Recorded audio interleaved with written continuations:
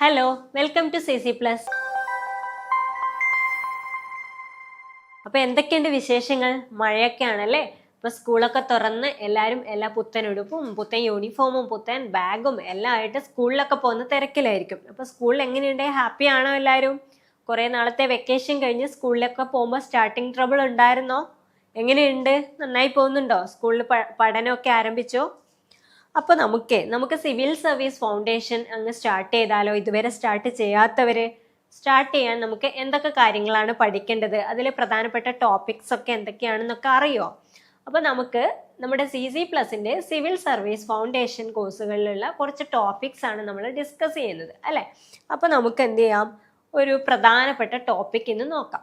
അപ്പൊ ഇതാരാന്നറിയോ? ഇത് നമ്മുടെ സൈനിക് സ്കൂൾ എൻട്രൻസ് എക്സാമിൽ, കഴിഞ്ഞ സൈനിക് സ്കൂൾ എൻട്രൻസ് എക്സാമിൽ CC പ്ലസിൽ നിന്ന് പാസ്സായിട്ടുള്ള, കോച്ചിങ് എടുത്ത് പാസ്സായിട്ടുള്ള മക്കൾസാണ് ഇവരിപ്പം സൈനിക് സ്കൂളുകളിൽ അഡ്മിഷൻ എടുത്തു കഴിഞ്ഞു. അപ്പൊ നെക്സ്റ്റ് ഇയറിൽ നിങ്ങൾക്കും അതുപോലെ സൈനിക് സ്കൂളുകളിലും അതുപോലെ തന്നെ ഇതാ നവോദയ സ്കൂളുകൾ അല്ലെ, ഒരുപാട് കുട്ടികളാണ് CC പ്ലസിൽ നിന്ന് മാത്രം അല്ലെ, നമ്മുടെ എൻട്രൻസ് കോച്ചിങ് കഴിഞ്ഞ് എൻട്രൻസ് എക്സാം എഴുതി പാസ്സായ ഒരുപാട് നവോദയ കുട്ടികളാണ്. ഇവരിപ്പം ഓരോ സ്കൂളുകളിലായിട്ട് പഠിക്കുന്നു. അപ്പൊ ഇതുപോലെ നിങ്ങൾക്കും നല്ലൊരു എഡ്യൂക്കേഷൻ, ഏറ്റവും ബെസ്റ്റ്, ഇന്ത്യയിൽ ദ ബെസ്റ്റ് എഡ്യൂക്കേഷൻ പ്രൊവൈഡ് ചെയ്യുന്ന സ്കൂളുകളാണ് എന്ത്? നവോദയ സ്കൂളുകൾ, അതുപോലെ തന്നെ സൈനിക് സ്കൂളുകൾ. അപ്പൊ ഇങ്ങോട്ടേക്കുള്ള അഡ്മിഷൻ നിങ്ങൾക്ക് എടുക്കാൻ അടുത്ത വർഷം ഈ സമയത്ത് നിങ്ങൾക്ക് അവിടെ പഠിക്കണമെന്ന് ആഗ്രഹം ഉണ്ടെങ്കിൽ എത്രയും പെട്ടെന്ന് എന്ത് ചെയ്യുക, നമ്മുടെ കോഴ്സുകൾ ഇപ്പൊ റണ്ണിങ് ആണ്, ഇപ്പൊ ലൈവ് ക്ലാസ്സസ് നടന്നുകൊണ്ടിരിക്കുന്നു. അപ്പൊ പുതിയ ബാച്ചുകളിലേക്ക് ജോയിൻ ചെയ്യാൻ വേണ്ടിയിട്ട് എന്ത് ചെയ്യുക, എത്രയും പെട്ടെന്ന് വിളിക്കുക. ഈ കാണുന്ന നമ്പറിലേക്ക് കൂടുതൽ ഡീറ്റെയിൽസ് നിങ്ങൾക്ക് കിട്ടും. അപ്പൊ അതനുസരിച്ച് എന്ത് ചെയ്യുക, അഡ്മിഷൻ എടുക്കുക. അതുപോലെ തന്നെ നമ്മുടെ സിവിൽ സർവീസ് ഫൗണ്ടേഷൻ ബാച്ചും നടന്നുകൊണ്ടിരിക്കുകയാണ്. അപ്പൊ ഇതുവരെ ജോയിൻ ചെയ്യാത്തവർ എന്ത് ചെയ്യുക, ജോയിൻ ചെയ്യുക. അപ്പൊ എന്താണ് നമ്മുടെ കോഴ്സിന്റെ പ്രത്യേകത? സിവിൽ സർവീസ് എന്നൊരു അംബീഷൻ വെക്കുന്നവർക്ക് അല്ലെ, സിവിൽ സർവീസിലേക്ക് ഒരു IAS ഓഫീസറൊക്കെ ആകാൻ, അതുപോലെയുള്ള മേഖലകളിലേക്ക് എത്താൻ ആഗ്രഹിക്കുന്നവർക്ക് ഇപ്പോഴേ പഠിച്ചു തുടങ്ങാം അല്ലെ. സ്കൂൾ പഠനത്തോടൊപ്പം തന്നെ ഒരു ബേർഡൻ ആവുന്നില്ല നിങ്ങൾക്ക്. ഇപ്പൊ പുതിയൊരു കോഴ്സ് അല്ലെ, സിവിൽ സർവീസ് ഡിഗ്രി ഒക്കെ കഴിഞ്ഞിട്ട് എഴുതേണ്ട എക്സാമില്. അപ്പൊ ഇപ്പോഴേ എടുത്തിട്ട് എന്തിനാണ് ഒരു ബേർഡനാക്കി, എക്സ്ട്രാ ബേർഡനാക്കി വെക്കുന്നത്? നമുക്ക് ഓൾറെഡി ഒരുപാട് പഠിക്കാനുണ്ടല്ലോ, ഒരുപാട് പ്രോഗ്രാംസിൽ നമ്മളുണ്ടല്ലോ. കൂടാതെ എന്താണ്, curricular and co curricular activities ഒരുപാട് നമുക്കുണ്ടല്ലോ. അപ്പൊ ആ തിരക്കിനിടയ്ക്ക് എന്തിനാണ് ഇപ്പോഴേ പഠിക്കുന്നത് എന്ന ചിന്ത നിങ്ങൾക്കുണ്ടോ? അപ്പോൾ ഉണ്ടെങ്കിൽ നമുക്ക് ഇതെന്താണ്, ഒരു ടൈം വേസ്റ്റിംഗ് ആയിട്ടുള്ള ഒരു കോഴ്സ് അല്ല, അത് ഇപ്പോഴേ തന്നെ പറയാം. അതായത് ഏതൊരു മേഖലയിലേക്ക്, ഏതൊരു കോമ്പറ്റിറ്റീവ് ഇപ്പൊ നമുക്ക് എന്ത് ചെയ്യാൻ പറ്റില്ല, നല്ലൊരു എന്താണ്, നമ്മുടെ ഒരു നല്ലൊരു ഗോൾ അച്ചീവ് ചെയ്യണമെങ്കിൽ തീർച്ചയായും നമ്മൾ എന്ത് എഴുതണം, ഒരു കോമ്പറ്റിറ്റീവ് എക്സാം എഴുതിയേ പറ്റൂ. അപ്പൊ സിവിൽ സർവീസിന്റെ സിലബസ് എന്ന് പറയുന്നത് ഏതൊരു എക്സാം എഴുതുന്നവർക്കും ആപ്റ്റ് ആയിട്ടുള്ളതാണ്. അതായത് ഒരു ഇന്ത്യൻ സിറ്റിസണിന് ആപ്റ്റ് ആയിട്ടുള്ള, ഒരു Indian citizen, the best Indian citizen ആണെങ്കിൽ, നമുക്കൊരു ബെസ്റ്റ് ഇൻഡിവിജ്വൽ ആകണമെങ്കിൽ, നമുക്ക് നല്ലൊരു പേഴ്സണാലിറ്റി ഡെവലപ്പ് ചെയ്യണമെങ്കിൽ നമുക്ക് പഠിച്ചിരിക്കാൻ പറ്റിയ ഒരു സിലബസ് തന്നെയാണ് സിവിൽ സർവീസിന്റെ സിലബസ് എന്ന് പറയുന്നത്. അപ്പൊ നമുക്കതെങ്ങനെ ബേർഡൻ ആകാതെ പഠിക്കാം. നമ്മുടെ ലൈവ് ക്ലാസ്സുകളിലൂടെ നമുക്ക് ഒരുപാട് ആക്ടിവിറ്റീസും ഇന്ററാക്റ്റീവ് സെഷൻസ് ഒക്കെയാണ് ഉണ്ടാവുക. അപ്പൊ അവിടെ നിങ്ങൾ കൂടുതലും പഠിക്കുന്നത് കണ്ടന്റ്സ് മാത്രമല്ല, കണ്ടന്റ് മാത്രം മഗപ്പ് ചെയ്യുന്ന ഒരു പരിപാടിയല്ല നമ്മുടെ കോഴ്സിലുള്ളത്.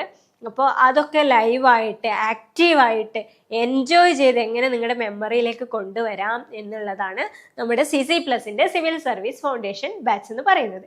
അപ്പോൾ ഈ കോഴ്സിലേക്ക് ഇതുവരെ അഡ്മിഷൻ എടുക്കാത്തവർ എന്ത് ചെയ്യുക, എത്രയും പെട്ടെന്ന് കോണ്ടാക്ട് ചെയ്യുക. പിന്നെ നമുക്ക് നമ്മുടെ ടോപ്പിക്കിലേക്ക് പോയാലോ? അപ്പൊ ഇന്ത്യയിൽ എത്ര സ്റ്റേറ്റ്സ് ഉണ്ടെന്ന് നിങ്ങൾക്കറിയോ? 28 ആണോ, 27 ആണോ, അതോ 29? ഈ ഒരു നമ്പർ എപ്പോഴും ഒരു കൺഫ്യൂസിങ് ആയിട്ടുണ്ടല്ലേ. അതെന്താ അങ്ങനെ ഒരു കൺഫ്യൂഷൻ? ഇപ്പൊ നമ്മൾ ക്ലാസ്സുകളിലൊക്കെ എടുക്കുമ്പോഴും കുട്ടികൾക്ക് ചിലപ്പോൾ 28 എന്ന് പറയും, ചിലപ്പോൾ 27, ചിലപ്പോൾ 29 പറയും. എന്താണ് ഈ ഒരു കൺഫ്യൂഷൻ? നിങ്ങൾക്കുണ്ട് ഈ ഒരു കൺഫ്യൂഷൻ? കൺഫ്യൂഷനൊന്നും ഇല്ലാത്തവരുണ്ടല്ലേ? ഓക്കെ, കൺഫ്യൂഷൻ ഉള്ളവർ, എന്താണ് ആ ഒരു കൺഫ്യൂഷന് കാരണം? ഒരു ഇടക്കാലത്ത് എന്താ, അങ്ങോട്ടും ഇങ്ങോട്ടൊക്കെ ഒരു മാറ്റം നടന്നിരുന്നു അല്ലെ. സ്റ്റേറ്റിനെ പീസാക്കുക, എന്നിട്ട് 2 സ്റ്റേറ്റ് ആക്കി മാറ്റുക, പിന്നെ അതിനെ ഒന്നാക്കുക അല്ലെ, അങ്ങനത്തെ കുറച്ച് പരിപാടികൾ നടന്നിട്ടുണ്ടായിരുന്നു. അപ്പോൾ 28 ആയി, പിന്നെ 27 ആയി, പിന്നെ 29 ആയി, വീണ്ടും കുറച്ച് 28 ആയി. അങ്ങനെയൊക്കെ സംഭവിച്ചപ്പോഴാണ് നമുക്ക് ഈ കൺഫ്യൂഷൻ വന്നത്. അപ്പോൾ ഇപ്പോൾ ഉറപ്പിച്ചോളൂ, ഇന്ത്യയിൽ എത്ര സ്റ്റേറ്റ് ഉണ്ട്? 28 സ്റ്റേറ്റ് ഉണ്ട്. പിന്നെ യൂണിയൻ ടെറിട്ടറീസ് എന്ന് പറയുന്ന മറ്റൊരു സംവിധാനം ഉണ്ടല്ലോ. ആ ഒരു സിസ്റ്റം നിങ്ങൾക്ക് അറിയാലോ, എന്താണ്? സെൻട്രൽ ഗവൺമെന്റിന്റെ ഡയറക്റ്റ് അഡ്മിനിസ്ട്രേഷൻ ആണ്. അപ്പോൾ അതെത്രയുണ്ട്? 8 യൂണിയൻ ടെറിട്ടറീസ്. അപ്പോൾ 8 ആ കണക്ക് ഓർത്തിരിക്കാൻ എളുപ്പമാണ്. 8 28 സ്റ്റേറ്റ് 8 T വരുന്നുണ്ട് അല്ലേ. അപ്പോൾ അത് വെച്ച് കണക്ട് ചെയ്യുക.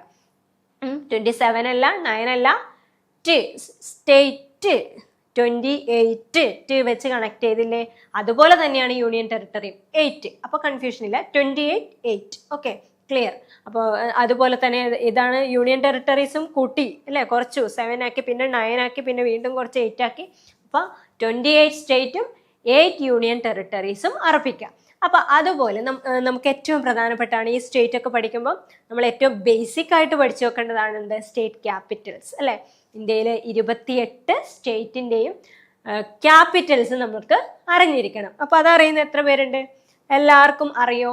28 സംസ്ഥാനങ്ങളും അതിന്റെ തലസ്ഥാനങ്ങളും അറിയുന്നവരൊന്ന് താഴെ ഒന്ന് എഴുതിയിടണേ, കമന്റ് ആയിട്ടൊന്ന് എഴുതിയിടണേ. 28 സംസ്ഥാനങ്ങളും അതിന്റെ തലസ്ഥാനവും അറിയുന്ന എത്ര പേരുണ്ടെന്ന് നമുക്ക് നോക്കാലോ. ഓക്കെ, മാക്സിമം ആർക്ക് കിട്ടും നോക്കാം നമുക്ക്. അപ്പോൾ ഇതേതാണ്?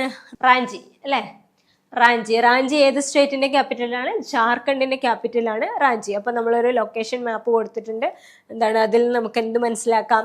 നെയ്ബറിങ് സ്റ്റേറ്റ്സ് ഏതാണെന്ന് മനസ്സിലാക്കാം അല്ലെ. ജാർഖണ്ഡിന്റെ നെയ്ബറിങ് സ്റ്റേറ്റ് ആയിട്ട് വരുന്നത് നോർത്തിൽ ബീഹാർ വരുന്നുണ്ട്, പിന്നെ ഇവിടെ വെസ്റ്റില് Chhattisgarh, then Orissa, then west Bengal. ഇതിന്റെ ഇടയിലുള്ള ഒരു സ്റ്റേറ്റ് ആണ് ജാർഖണ്ഡ് എന്ന് പറയുന്നത്. അപ്പൊ ജാർഖണ്ഡ് ലൊക്കേറ്റ് ചെയ്തിരിക്കുന്നത് എവിടെയാണെന്ന് നമുക്ക് മനസ്സിലായി അല്ലെ, ലൊക്കേഷൻ. അപ്പൊ ഇന്ത്യയുടെ എന്താണ് ചോട്ടാ നാഗ്പൂർ പ്ലാറ്റ്യൂലായിട്ടാണ്. അപ്പൊ ജോഗ്രഫി പഠിക്കുമ്പോൾ നമ്മൾ പ്ലാറ്റ്യൂസ് അല്ലെ, ലാൻഡ് ഫോംസ് ഒക്കെ പഠിക്കുന്നുണ്ട്, പ്ലാറ്റ്യൂ, പ്ലെയിൻസ്, അതുപോലെ മൗണ്ടെയിൻസ് ഒക്കെ പഠിക്കുന്നുണ്ട്. അപ്പോൾ പ്ലാറ്റ്യൂല് ആ ഒരു ഭാഗത്താണ് ഏതുള്ളത്? നമ്മുടെ ജാർഖണ്ഡ് സിറ്റുവേറ്റ് ചെയ്തിരിക്കുന്നത്. ഇപ്പൊ ജാർഖണ്ഡിന്റെ ക്യാപിറ്റലാണ് ഏത്? റാഞ്ചി എന്ന് പറയുന്നത്. അപ്പൊ ഇവിടെ നമുക്ക് സ്റ്റേറ്റ് കിട്ടി, ഒരു സ്റ്റേറ്റ് കിട്ടി, ജാർഖണ്ഡ് എന്ന് പറയുന്നത് നോർത്ത് ഇന്ത്യൻ സ്റ്റേറ്റ് ആണ്. അപ്പൊ ജാർഖണ്ഡിന്റെ ക്യാപിറ്റലാണ് റാഞ്ചി. ഈ ജാർഖണ്ഡിന്റെ നെയ്ബറിംഗ് സ്റ്റേറ്റ്സ് വരുന്നത് ബീഹാർ, ഛത്തീസ്ഗഡ്, ഒറീസ ആൻഡ് വെസ്റ്റ് ബംഗാൾ ആണ്. സോ ഇതുപോലെ എന്താണ് ഡെറാഡൂൺ എന്ന് പറയുന്നത് ഏത് സ്റ്റേറ്റിന്റെ ക്യാപിറ്റലാണ്? ഉത്തരാഖണ്ഡിന്റെ ക്യാപിറ്റലാണ് ഡെറാഡൂൺ എന്ന് പറയുന്നത്. ദെൻ ചെന്നൈ ഏതാ? ചെന്നൈ നമുക്കറിയാം, കേരള ഇറ്റ്സ് നമ്മുടെ നെയ്ബറിംഗ് സ്റ്റേറ്റ് ആണ് അല്ലെ.